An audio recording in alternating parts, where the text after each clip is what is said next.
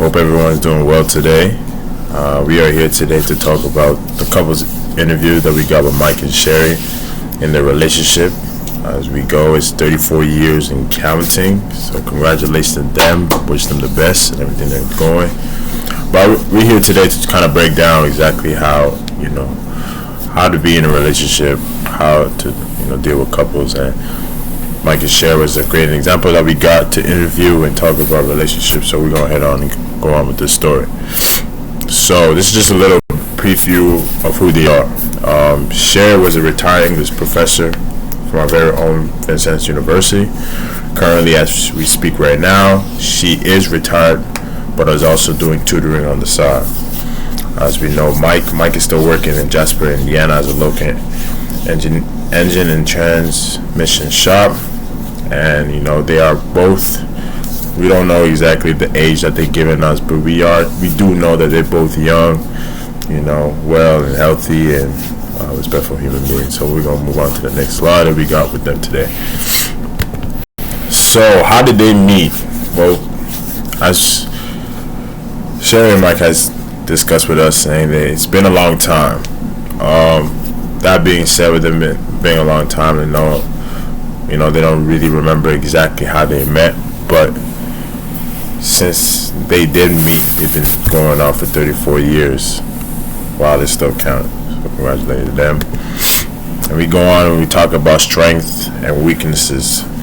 Right, so what Mike and Sherry has discussed with us as they came in and talked about as individuals, as a couple, a lot of commitment and trust has maintained the relationship they had, right, as in the strength of their relationship. And weakness was also sometimes Mike and Sherry have trouble seeing each other's side of the arguments. Communication is always key, which is very important. As we learn in the society that we live in today, communication and being in a relationship is very important.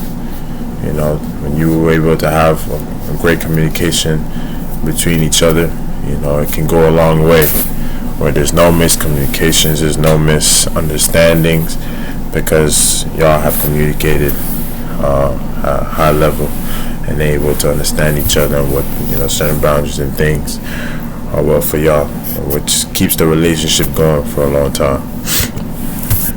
And we also find out, conflict. This is something that, a lot of people in the society that we live in today that deal with a lot of conflicts in the relationship, right? So this is another way that Mike and Sherry have talked about, saying that, when there's conflict and tension going on, what did they do, right? So they always try to say they give each other space.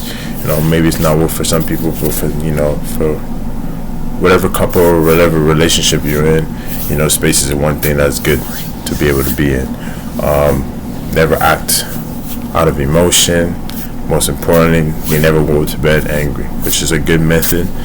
Going to bed angry do create some negativity that could fall along, go on to the next day. So always try to be straight and blessed, and being able to give each other space, but also being able to neutralize the situation so that the next day is a better and bigger day for the both of y'all. As we go and understand, what would they do, or what would they say to a new couple? Well, Mike and Sherry both agree that ground rules are a must. How can a couple succeed if they don't know each other's requirements? Again, the commitment is what it be specified. But most importantly, they say regardless of the situation, you must kiss your partner before bed. Alright. How to avoid forming a bad couple. They recommend watching out for red flags. It's always best to form a couple with someone who has shared interests, which is true. Like I said, for the society that we live in, being able to look at those red flags is a really big factor. A lot of us do get blinded by love and don't get the chance to really sit down and actually understand the red flags that could be in their relationship and whatever.